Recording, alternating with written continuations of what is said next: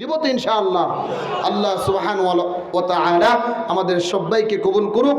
আমরা যেন হাফেজার বাবা হয়ে, আলেমার বাবা হয়ে, আলেমের বাবা হয়ে, হাফেজের বাবা হয়ে আমরা যেন ইহকালীন ত্যাগ করে পরকালীন জমিনে যেতে পারি।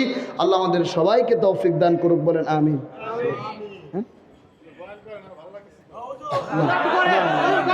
না না না শুনেন, না না শুনেন, হ্যাঁ শুনেন শুনেন, আচ্ছা সবাই শুনেন শুনেন, হ্যাঁ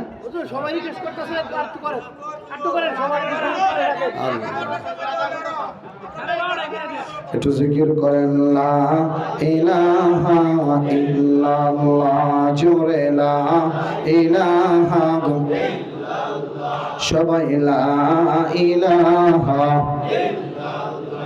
আমার পাগল মন ওই